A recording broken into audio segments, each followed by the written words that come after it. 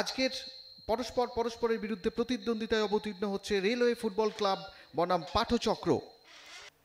শুরুতেই আক্রমণে পাঠচক্র,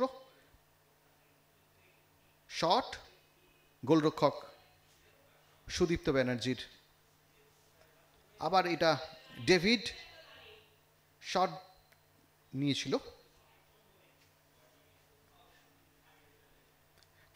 free kick, head. আক্রমণে রেল এফসি দল এখানে ফাউল করে ফেলেছিল। দারুণ জায়গায় কিন্তু বল দিয়েছে, সেন্টার কি আসবে, সেট আপ, শট, এবং বলতে বলতে গোল! প্রথম গোলটি করে ফেললো আলম, 17 নম্বর জার্সিধারী খেলোয়াড় আলম। কিন্তু অনেকগুলো সুযোগ পেয়েছিল, কিন্তু এবারে কিন্তু সুযোগের সদ্ব্যবহার করে ফেললো। ফিরে এলাম দ্বিতীয়ার্ধে।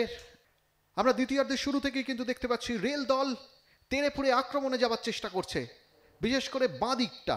সৌমিক নামার পর বাঁ দিকটা কিন্তু বেশ চনমনে দেখাচ্ছে। নিতেশ মণ্ডল শট করেছে, ওখানে বাড়িয়েছে শুভেন্দু, দূর থেকে শট, অনবদ্য গোল, অনবদ্য গোল করলো দূর থেকে, একটি অসাধারণ গোল করলো।